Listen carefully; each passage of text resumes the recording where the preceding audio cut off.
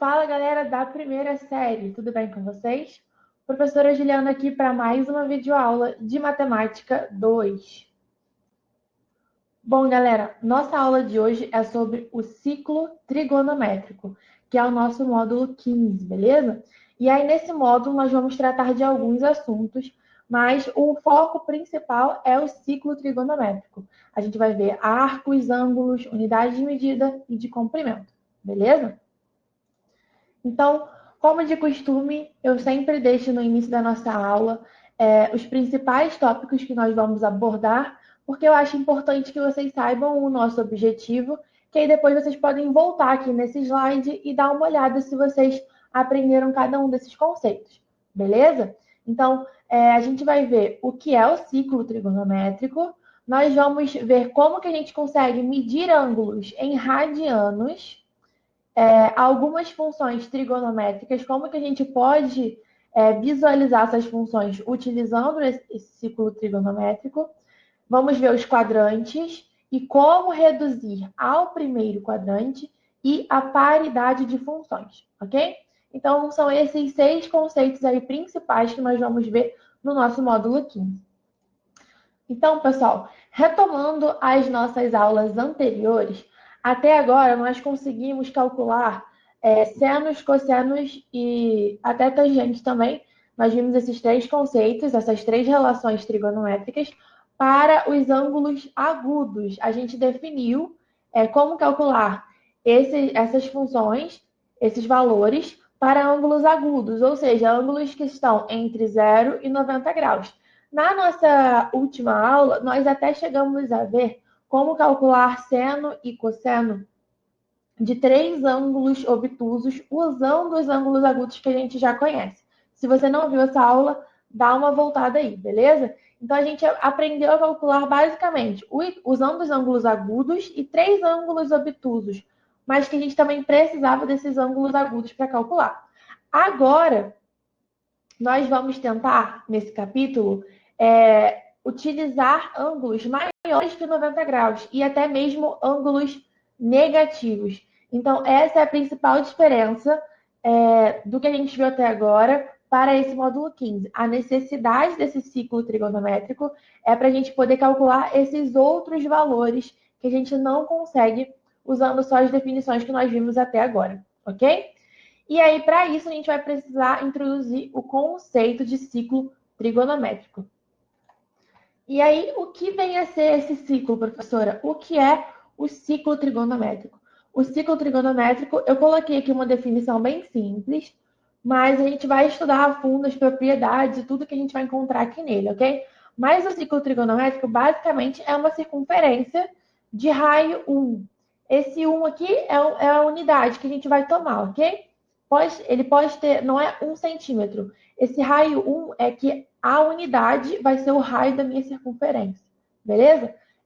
Então, o meu ciclo trigonométrico é uma circunferência de raio 1 e centrada na origem dos sistemas ortogonal de eixos. Então, ó, eu tenho aqui o sistema ortogonal de eixos, o eixo X e o eixo Y.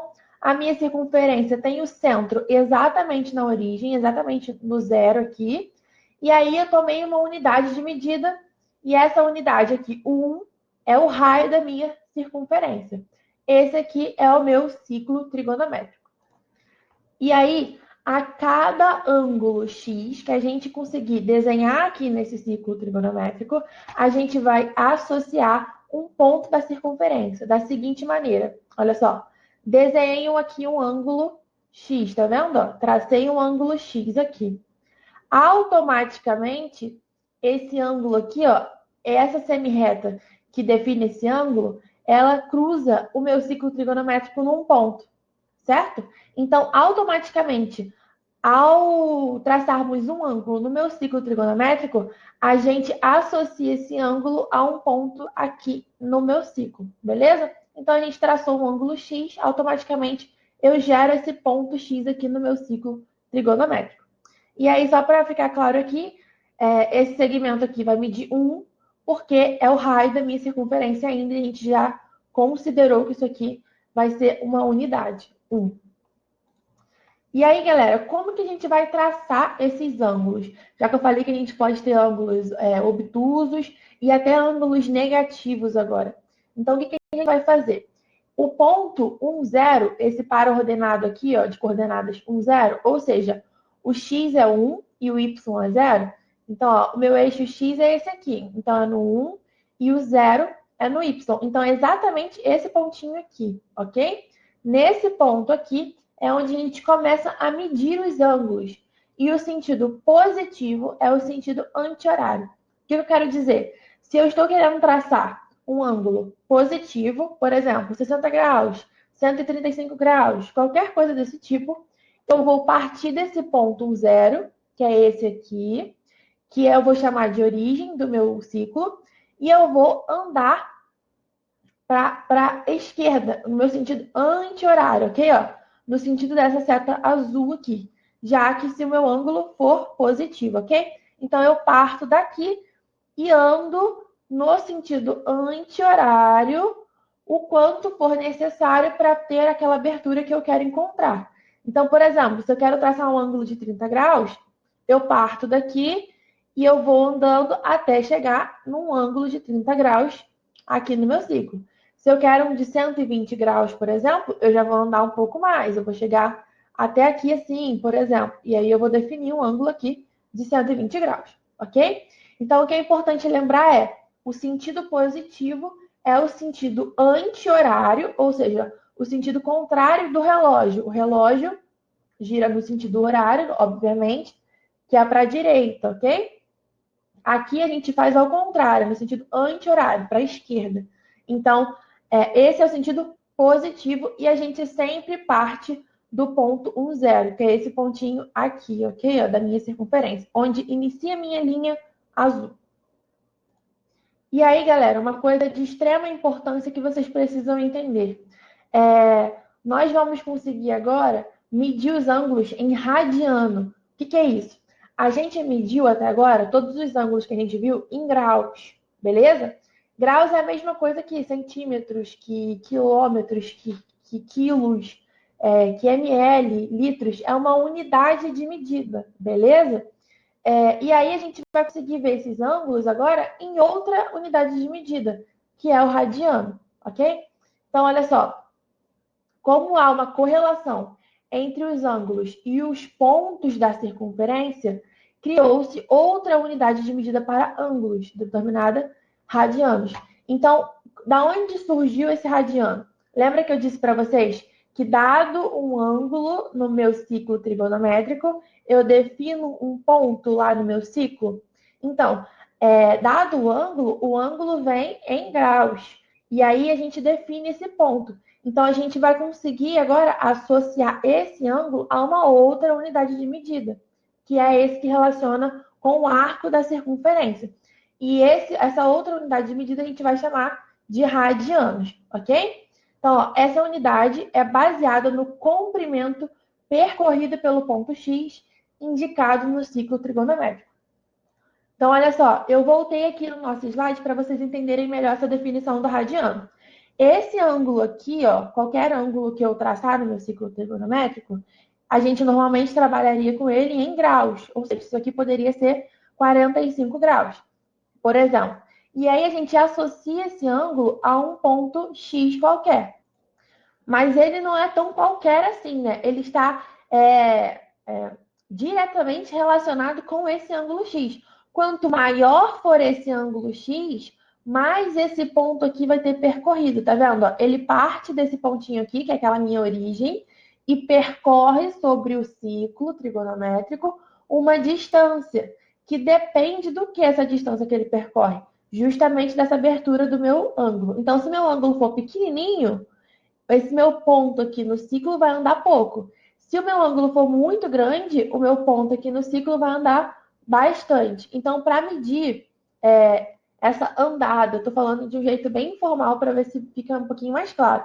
Para a gente conseguir associar essa abertura do ângulo a essa distância percorrida pelo ponto no ciclo trigonométrico, a gente criou essa unidade chamada radiano, ok? E aí, galera, eu vou mostrar para vocês agora uma animação que eu acho que vai deixar um pouquinho mais claro de como que esse radiano surge, da onde que é essa medida radiano, ok? Olha só, a gente traça uma unidade de medida e faz a minha circunferência. Esse é o meu raio R. E aí, esse segmento a gente vai lá e associa ao comprimento dele no arco, tá vendo? Na circunferência. Isso aqui é 1 radiano, beleza? E aí a gente pode ir acrescentando 2 radiano, 3 radiano. E aí esse pedacinho que fica faltando aqui, ó, é justamente o que falta para completar o π. Eu vou refazer aqui para vocês entenderem, mas fiquem calmos. Então, se a metade da circunferência é π, a circunferência inteira é 2π radiano. Novamente, olha só. Eu traço meu raio, que é a minha unidade de medida, e traço a circunferência, ok? E aí, eu associo esse segmento ao meu arco, ó. Quanto que esse cara estaria aberto aqui no meu arco? E aí, isso aqui eu tô chamando de 1 radiano. Por quê? Porque se o meu raio era a minha unidade de medida, agora esse cara que foi associado ao arco também vai ser a minha unidade de medida. Então, ele vai ser o meu 1 radiano, ok? Tá passando várias vezes aqui o GIF, mas eu vou explicando ao longo, porque eu não tenho como pará-lo. Então, a partir do momento que a gente tem uma unidade de medida, que é o meu raio, e agora eu associei essa unidade de medida para a abertura do meu arco no ciclo trigonométrico, a gente vai medir quanto que tem ali a volta inteira do meu ciclo em radianos agora. Então, olha só, essa seria a minha unidade de medida aqui. Agora a gente já definiu quem é 1 radiano, ok? Esse aqui é 1 radiano. E a gente vai medir a minha circunferência com esse 1 radiano. Então, ó, 2 radiano, 3 radiano, e aí faltou um pouquinho, tá vendo? Esse pouquinho que falta é justamente aquelas casas decimais do meu número π. Sabe que o π não é 3,14, 15 e assim vai infinitamente? Então, se a gente fosse medir a circunferência, seria exatamente esse valor. Ó, de novo. Estou medindo o comprimento da minha circunferência com a unidade de medida radiano. Então, aqui eu tenho 1 radiano, aí eu tenho mais 1 radiano, então 2 radiano, mais 3 radiano. Esse pouquinho que falta completa π radiano. E se meia volta da circunferência até aqui tem π radiano, a volta completa, que é a outra volta aqui embaixo, vai ter π radiano também. Então, a minha circunferência inteira é 2π radiano. Então, uma última vez para vocês verem se eu estou falando na cabeça de vocês, ok?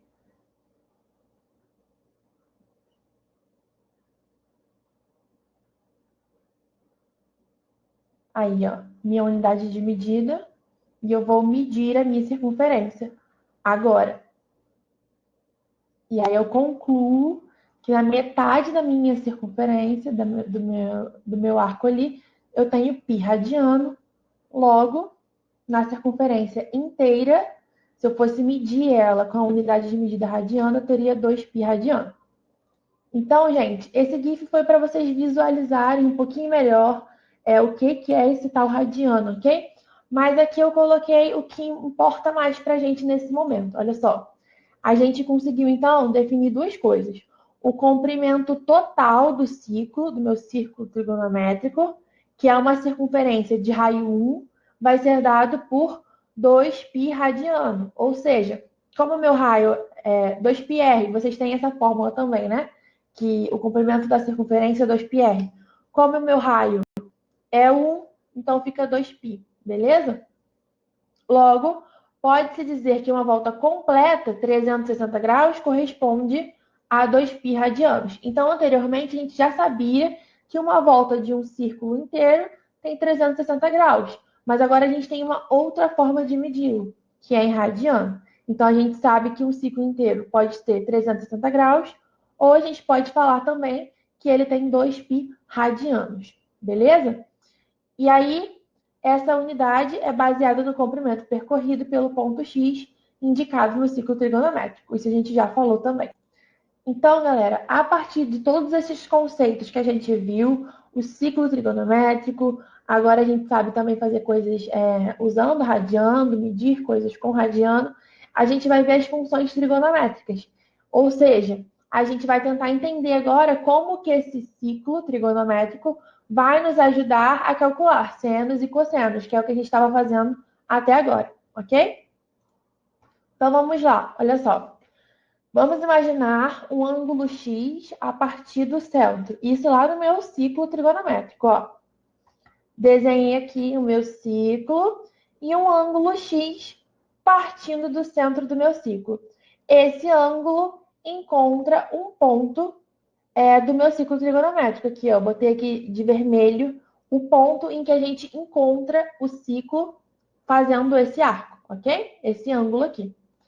A partir desse ponto, a gente pode fazer uma projeção no eixo X. Olha só, tá vendo esse pontinho aqui que a gente encontrou? A gente desce aqui, ó, e faz a projeção desse cara aqui no meu eixo X.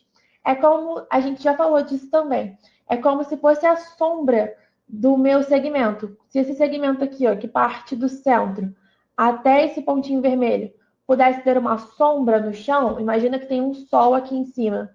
Concorda que a sombra seria daqui até aqui, ó, esse pedacinho aqui que eu chamei de B?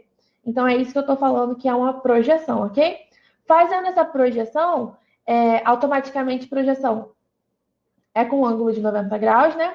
A gente consegue criar esse triângulo retângulo aqui, ok? Onde a hipotenusa desse triângulo retângulo é 1. Por quê? Porque esse segmento que vai do centro até a circunferência, a gente sabe que é o raio. E a gente já concordou que o ciclo trigonométrico foi feito de raio 1, ok? Então, vai do centro até aqui, então a hipotenusa vale 1, beleza? E aí os outros dois catetos eu chamei de A e de B. Esse cateto aqui eu chamei de A e esse cateto eu chamei de B. Mas, professora, para que você está fazendo esse triângulo retângulo? Porque a gente sabe trabalhar com triângulos retângulos. E a gente quer descobrir seno e cosseno. Não é esse o nosso objetivo? A gente quer descobrir senos e cossenos no ciclo trigonométrico. E a gente sabe calcular seno e cosseno apenas em triângulos retângulos. Então, o que a gente vai fazer? Olha só. Daquele triângulo retângulo, a gente não sabe que o seno de um ângulo X é o cateto oposto dividido pela hipotenusa. Então, olha só. A partir do meu ângulo X, eu consegui criar um triângulo retângulo. Nesse triângulo retângulo, eu sei quem é o cateto oposto, a X, ó. Quem está oposto, quem está de frente para o meu ângulo X, o A.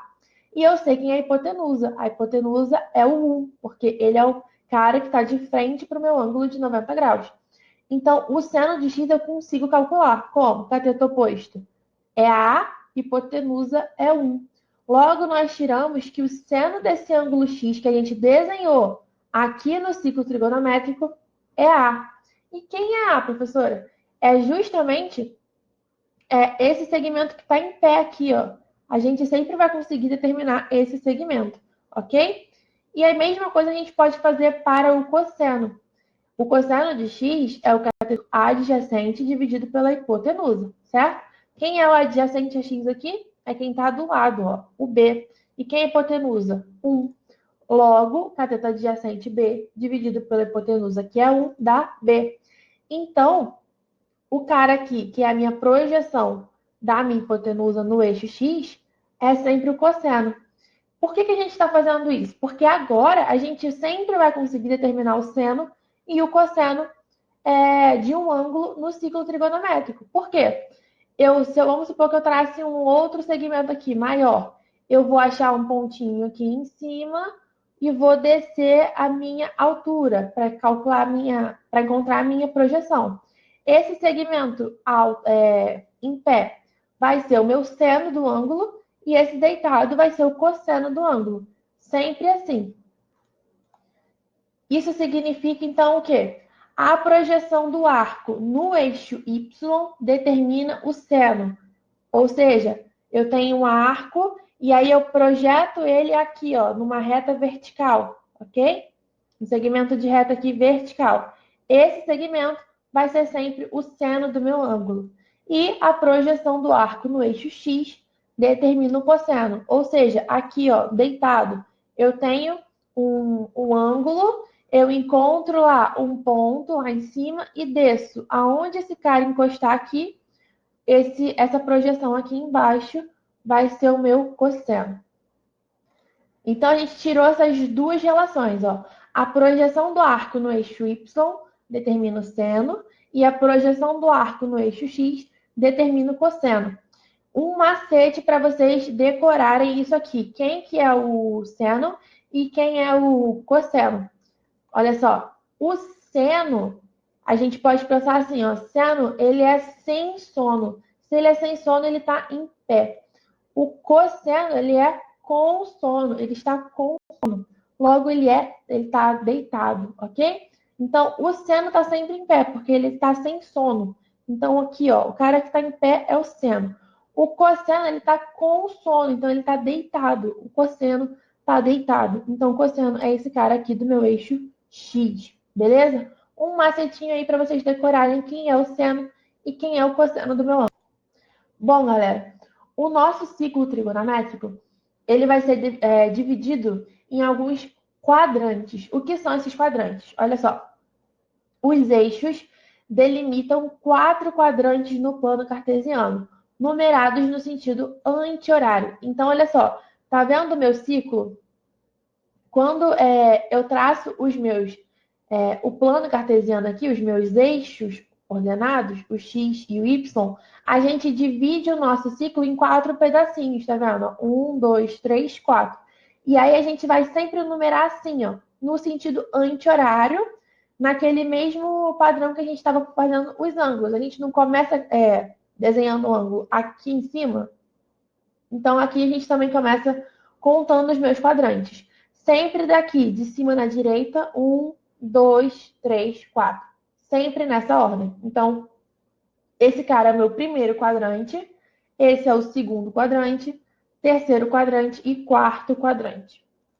E para que a gente está vendo essa coisa de quadrantes? Porque fica um pouquinho mais fácil para a gente perceber o seguinte, olha só. Qual que vai ser o sinal das minhas funções trigonométricas de acordo com os quadrantes? Ou seja, eu estou observando primeiro a minha função cosseno, ok? O cosseno, a gente já viu que ele é medido através do eixo X, lembra? O cosseno está com sono, então ele é o deitado, ele é o eixo X, é o eixo deitadinho aqui, beleza? Então o cosseno está aqui deitado. O cosseno, se ele é determinado pelo eixo X, aonde o eixo X é positivo e aonde o eixo X é negativo. Olha apenas para o eixo X, já que a gente só está olhando para o cosseno.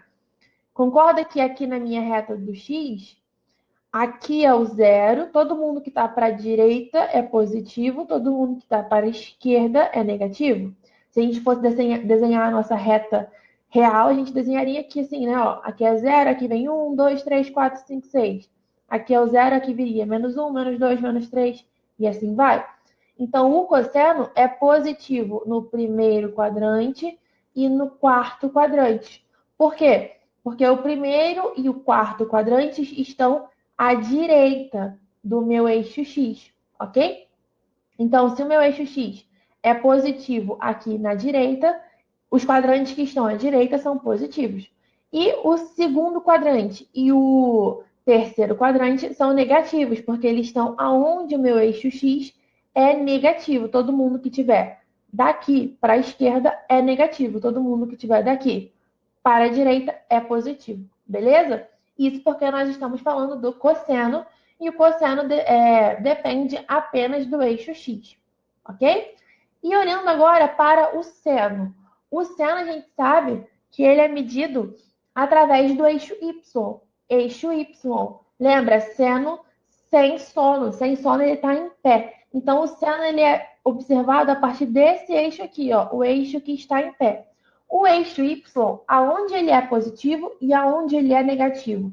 Bom, o eixo Y é sempre positivo em cima, né? Ó, da minha origem para cima, ele é positivo. Da minha origem para baixo, ele é negativo. Então, todos os quadrantes que estiverem da minha origem para cima vão ser positivos e todo mundo que estiver daqui para baixo vai ser negativo. Logo, o meu primeiro e segundo quadrantes são positivos, o terceiro e quarto são negativos, beleza? Então, olha só, se vocês observarem, o desenho é o mesmo. O que vocês têm que se atentar é a qual eixo eu estou observando. Se eu estou olhando para o cosseno, me importa o eixo X. Logo, quem tiver à direita é positivo, quem tiver à esquerda é negativo. Se eu estiver olhando para o seno, quem me importa é o eixo Y. Então, quem tiver em cima é positivo e quem tiver embaixo é negativo, ok? E aí, galera, alguns de vocês devem estar se perguntando, professora, e a tangente? Aonde que fica nisso tudo? A gente sabe fazer o cosseno e o seno, a gente sabe o sinal dos dois, mas e a tangente? Como que a gente vai descobrir o sinal da tangente, já que a gente não viu tangente até agora no ciclo trigonométrico? O que a gente vai fazer com a tangente? Bom, galera, a gente sabe uma coisa. A tangente, ela é definida por seno de x dividido pelo cosseno de x. Se a gente sabe o sinal do seno e sabe o sinal do cosseno, a gente consegue descobrir o sinal da tangente. Porque, olha só, vamos olhar por quadrantes. No primeiro quadrante, o cosseno é positivo. E no primeiro quadrante, o seno também é positivo. Então, pensa aqui na minha fração. Se eu tenho seno positivo dividido por um cosseno também positivo, eu estou olhando apenas para o primeiro quadrante, logo na minha tangente, o primeiro quadrante vai ser positivo. Olha só que legal. Beleza? Por que, professora, que a tangente é positiva no primeiro quadrante? Porque tangente é seno dividido por cosseno. Se eu tenho seno no primeiro quadrante positivo e o cosseno no primeiro quadrante também positivo, mais com mais dá mais, ok? Então, por isso que a tangente é positiva no primeiro quadrante. E a gente pode fazer a mesma coisa para cada um dos quadrantes. Vamos olhar o segundo. O segundo quadrante é esse de cima da esquerda. O cosseno é negativo, tá vendo aqui, ó? E o seno é positivo. Se um é positivo e o outro é negativo, mais com menos dá menos. Por isso que a tangente é negativa no segundo quadrante. Vamos para o terceiro quadrante. O cosseno é negativo e o seno também é negativo. Então, se os dois são negativos, menos com menos dá mais. Por isso, a tangente é positiva no terceiro quadrante. E por último, se o cosseno é positivo no quarto quadrante e o seno é negativo no quarto quadrante, menos com mais dá menos. Logo, a tangente é negativa no quarto quadrante. E aí, galera, o que a gente vai fazer agora com a maioria dos nossos ângulos? A gente vai reduzir os ângulos ao primeiro quadrante. Porque, olha só, a gente aprendeu que dado um ângulo, lá no nosso primeiro quadrante, lembra, o meu desenho era no primeiro quadrante. Se eu dou um ângulo, eu consigo fechar um triângulo retângulo em que o cara que está em pé é o seno e o cara que está deitado é o cosseno. Mas e se o meu ângulo não estiver no primeiro quadrante? Ele estiver um pouco maior? Aí eu não vou conseguir fechar o meu triângulo retângulo, né? Então, o que a gente vai fazer? A gente vai reduzir esse ângulo lá para o primeiro quadrante para conseguir, então, fechar o nosso triângulo retângulo. Vamos ver com calma, olha só. O ciclo trigonométrico permite que encontremos ângulos agudos correspondentes aos ângulos agudos dos quadrantes 2, 3 e 4. Então, no nosso ciclo trigonométrico, se a gente tem um ângulo que a abertura dele vai lá no segundo quadrante, eu consigo achar um ângulo que eu vou chamar de ângulo correspondente a esse ângulo lá no meu primeiro quadrante. A mesma coisa vai acontecer com os outros quadrantes. Se eu tenho um ângulo que ele é grande o suficiente, ele partiu daqui da minha origem, aí ele andou, chegou lá no meu terceiro quadrante. Esse ângulo, eu consigo achar um ângulo correspondente a ele lá no meu primeiro quadrante. E a mesma coisa no quarto. Todos os ângulos, eu consigo encontrar um ângulo agudo, um ângulo no primeiro quadrante, que é correspondente ao meu ângulo obtuso, ok? Então, qualquer ângulo grandão que saia do meu primeiro quadrante, eu consigo achar um ângulo no primeiro quadrante que é correspondente a ele. Resumindo, é isso. Então, olha só, e o que é importante destacar? esse ângulo correspondente, que a gente vai achar lá no primeiro quadrante, ele possui as mesmas medidas trigonométricas que o ângulo original, exceto por uma correção de sinal, ok? Se, por exemplo, eu tenho um ângulo no segundo quadrante, e aí eu acho um ângulo correspondente a ele no primeiro quadrante, ok? Ser correspondente significa que ele vai ter as mesmas medidas trigonométricas, mas o sinal pode ser que não seja o mesmo, porque a gente já viu anteriormente que o sinal pode ser, por exemplo, positivo no primeiro quadrante e negativo no segundo. Então, vai depender da função que a gente está vendo. Então, novamente, se a gente tem um ângulo aqui, ó, por exemplo, no segundo, eu consigo encontrar um ângulo correspondente a esse cara do segundo no primeiro quadrante. E aí, para eu encontrar o seno, o cosseno ou a tangente desse cara do segundo quadrante, é só eu fazer o seno, o cosseno e a tangente do ângulo correspondente que eu achei no primeiro quadrante. Quando a gente fizer um exemplo, vai ficar mais claro. Então, olha só, eu quero reduzir ao primeiro quadrante. Então, eu tenho um ângulo qualquer que ele está no segundo quadrante. E eu quero reduzir ele, eu quero achar um ângulo correspondente a ele no primeiro quadrante. O que eu vou fazer? Ó, imagina que o meu ângulo é esse aqui, ó. Eu parti aqui da minha origem e eu abri tudo isso, ó. Fui percorrendo o meu ciclo e cheguei aqui no meu ponto Y. Então, o meu ângulo seria todo esse, ok? Eu não desenhei um ângulo aqui para não ficar muito poluído. Mas o meu ângulo seria tudo isso aqui, ó. Beleza? Daqui tudo. E aí o que aconteceu? Eu não sei calcular o seno nem o cosseno desse ângulo. Por quê? Porque ele está lá no segundo quadrante. Ele estando aqui no segundo quadrante, eu não consigo definir um triângulo retângulo com ele aqui. Porque o meu ângulo está aqui dentro. Vou desenhar ele. Aqui, galera, tá vendo? Ó? Esse é o meu ângulo aqui nesse caso. Ele andou tanto aqui que ele chegou no segundo quadrante, então eu associei esse ângulo a esse pontinho Y. E aí o que vai acontecer? Eu não consigo fechar um triângulo aqui retângulo. Por quê? Porque esse cara aqui é muito maior do que 90 graus. Então, o que eu vou fazer? Eu vou associar esse cara a um outro lá no meu primeiro quadrante, que é correspondente. Como que eu vou fazer isso?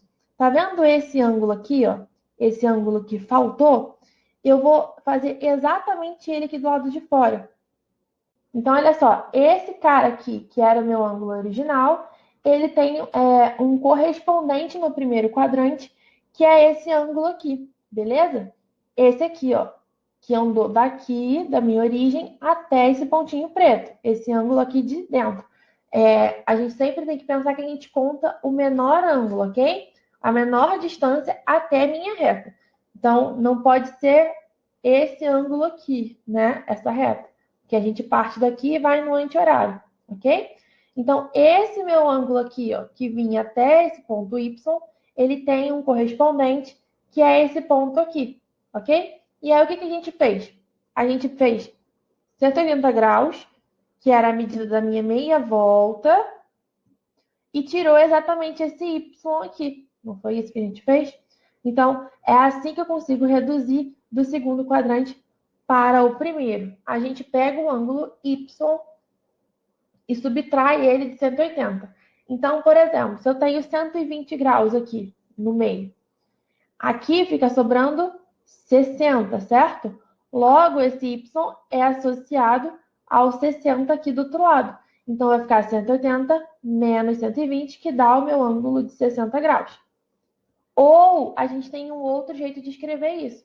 Ao invés de 180 graus, a gente pode escrever π. Lembra que a gente viu lá no nosso radiano que π é a metade da minha circunferência. Então, a gente pode escrever como 180 menos y, igual está aqui, ou π menos y, ok? Porque π é 180 graus em radiano, beleza? E aí a gente nota que o ângulo do primeiro quadrante é o suplementar do ângulo no segundo quadrante.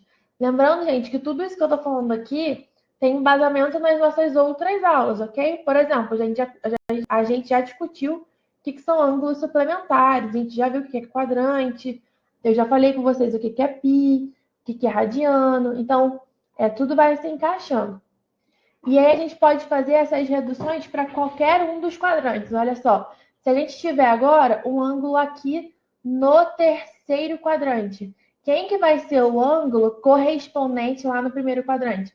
A gente pega esse ângulo aqui, tá vendo esse pedacinho que passou aqui da linha? E rebate lá do outro lado. Ó. Esse ângulo aqui é exatamente igual a esse. Se a gente fosse olhar geometricamente, eles são opostos pelo vértice, beleza? Então, como que a gente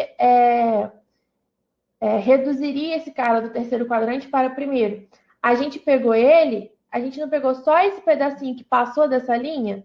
Até essa linha aqui, a gente tinha 180 graus. Se a gente pegou só o que passou, a gente fez Z menos os 180 graus, beleza? Então, para reduzir do terceiro quadrante para o primeiro, a gente faz Z menos 180, ok? E o Z é o meu ângulo. Por exemplo, se eu tenho um ângulo de 200 graus, concordo? Ele vai passar daqui, vem andando, vem andando, vem andando. Aqui é 90 graus. Aí continuou, chegou a 180, tá quase. Aí aqui é o 200 graus. Então, o que aconteceu? Ele chegou no 180 e andou mais 20 graus, certo? Então, esses 20 graus seriam aqueles que a gente ia rebater para o lado de cá. Então, o 200 graus, ele é correspondente a 20 graus no meu primeiro quadrante. Ou seja, é a mesma coisa que a gente fazer, ó, 200 menos 180, que é 20 graus. Beleza? Então, essa é a formulinha. Vocês não precisam ficar analisando sempre no ciclo trigonométrico. Pode usar direto a fórmula. No segundo quadrante, você faz 180 menos o ângulo que você quer. No terceiro quadrante, você faz o ângulo menos 180. E aí a gente tem o quarto quadrante.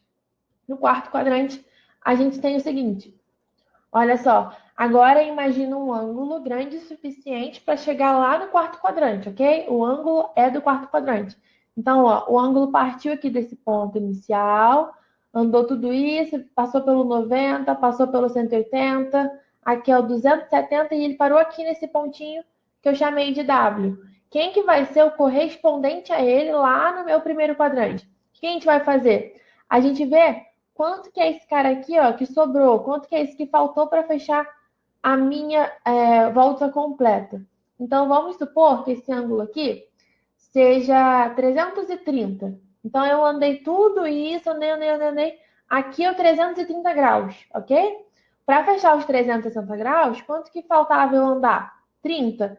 Então, esse ângulo aqui seria 30 graus. Logo, o correspondente a ele aqui no meu primeiro quadrante seria um ângulo de 30 graus, ok? Então, só dei um exemplo para vocês. Então, como que eu reduzo do quarto quadrante para o primeiro? O que eu fiz? Como que eu achei esse 30 graus? Eu peguei o 360, que era tudo, e tirei o meu ângulo, que eu disse que era, de exemplo, 330. 360 menos 330 dá os 30 graus que eu tinha falado. Então, é só um exemplo, ok? Como que a gente reduz, então, do quarto quadrante para o primeiro? A gente pega 360 e subtrai do ângulo que a gente quer reduzir. E aí, isso também pode ser feito em radiano, que a gente já viu que ao invés de 360 em radiano é 2π, ok? Então, a gente pode fazer 360 graus menos o ângulo, se ele for em grau, ou a gente faz 2π menos o ângulo, se tiver em radiano.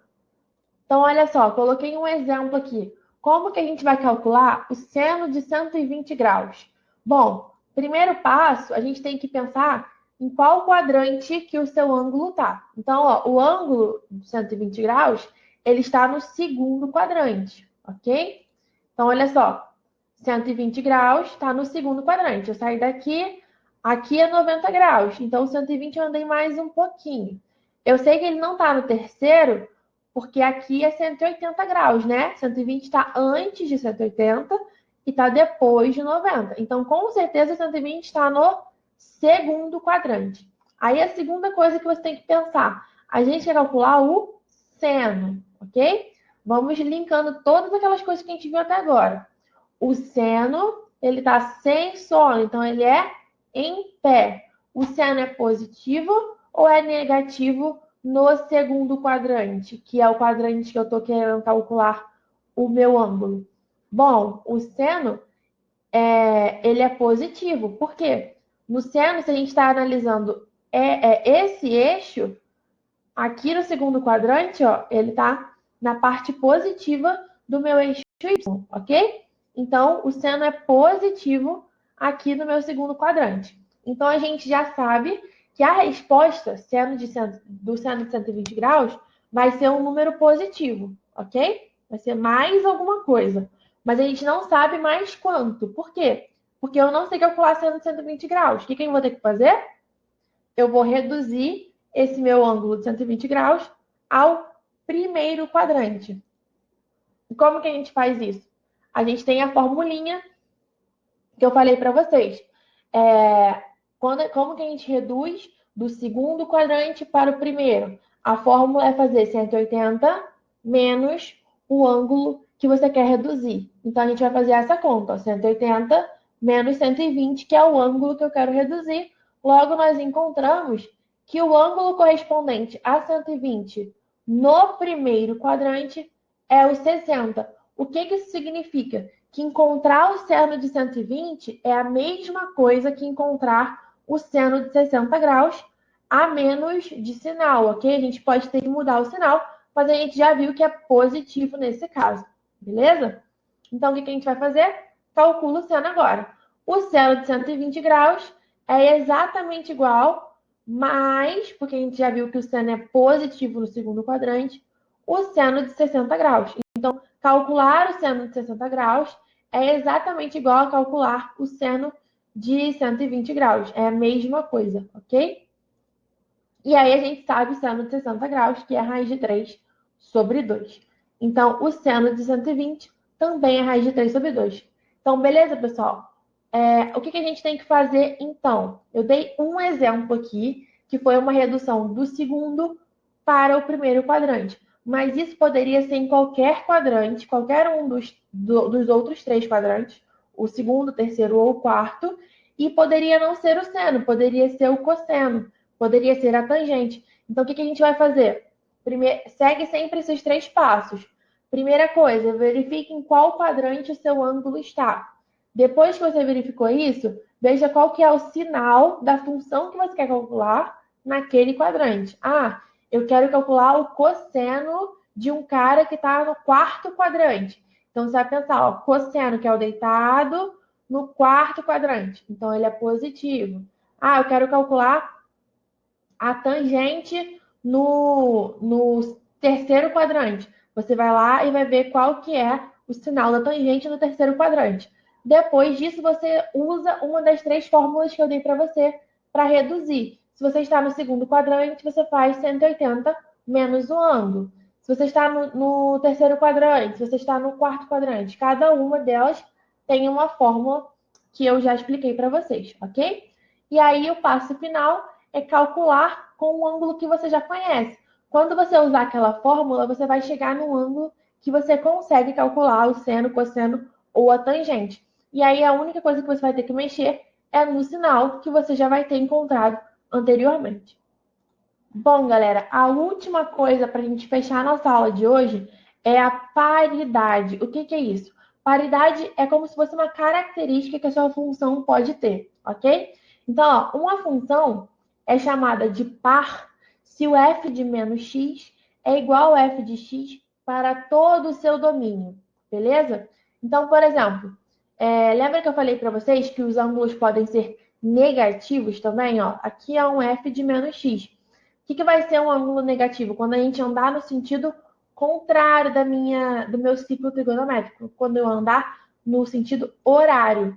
Então, por exemplo, menos 30 graus significa que eu parti da minha origem, daquele pontinho 1, 0, e andei 30 graus só que para baixo, no sentido horário, beleza? Então, eu chegaria no ângulo de 330 graus, beleza? Deu para entender a ideia? O menos 30 graus, que é o que eu andaria para baixo, é a mesma coisa que andar 330 graus no sentido anti-horário. Para um pouquinho e pensa nisso. E se vocês desenharem, fica um pouco mais fácil de entender. Então, o que vai ser a função par? Se o f do meu cara negativo for exatamente igual ao f dele positivo, ok? E uma função vai ser ímpar quando f de menos x for igual a menos f de x. Então, eu vou mostrar para vocês as funções seno, cosseno e tangente para vocês terem uma ideia. Olha só. Olha para esse cara aqui, esse ângulo x, que eu falei aqui com vocês. Eu estou associando aquela regrinha do quarto quadrante, ó. O meu ângulo x, que seria esse cara que saiu daqui e chegou nesse ponto x, ele está associado a um menos x aqui embaixo, concordo? Sim? Ok? Então, ele tem a mesma abertura. Esse aqui é 30 graus, aqui embaixo vai ser o menos 30, ok? Então, eles estão associados. Como que a gente pode olhar aqui para o seno desse cara? Olha só, o seno é esse que está em pé, ok? Então, o seno desse x aqui é positivo ou é negativo? Seno de x aqui é positivo. Todo mundo que está no primeiro quadrante do seno é positivo. E o menos x? Quem está no quarto quadrante do seno é negativo. Lembra, a gente só está olhando para essa reta. Quem está para cima é positivo e quem está para baixo é negativo. Então, o seno de x é positivo. O seno de menos x é negativo. Se um é positivo e o outro é negativo, olha só, seno de menos x é igual a menos o seno de x. Ó. Um é positivo e o outro é negativo. Então, isso aqui é ímpar, tá vendo? Ó, uma função é ímpar quando f de menos x for igual a menos f de x. É só vocês analisarem o seguinte: se os sinais forem trocados, é ímpar. Se os sinais forem iguais, tá vendo? O f de menos x é exatamente igual ao f de x. Se os sinais forem o mesmo, ele é par. Se os sinais forem inversos, a função é ímpar. Então, no seno, a gente viu que aqui em cima, ó, tem um sinal positivo e aqui embaixo tem um sinal negativo. Logo, eles têm sinais contrários, então o seno é ímpar. E o cosseno? O cosseno, né, vai estar com sono, então é o meu eixo deitado. Olha para o meu eixo deitado. Esse cara aqui. O x é positivo ou é negativo nesse eixo? Positivo, né? Porque está à direita. E o menos x? É positivo ou é negativo? Também é positivo, porque também está à direita do meu eixo x. Então, o cosseno de menos x é exatamente igual ao cosseno de x. Eles têm o mesmo sinal. Se eles têm o mesmo sinal, a função é par. Então, galera, foi isso a nossa aula de hoje. Nós vimos vários conceitos aí sobre o ciclo trigonométrico. Eu decidi não fazer exercícios com vocês, porque eu acho que a aula ficaria muito extensa. Então, eu peço para que vocês vejam e revejam novamente, caso seja necessário, façam anotações e tentem fazer os exercícios da apostila e levem para as aulas ao vivo, ok? Eu sei que isso é um conteúdo grande, conteúdo extenso, às vezes de difícil compreensão, então procurem a gente, tirem dúvidas, estamos aqui para isso, beleza? Um beijo e até a próxima aula.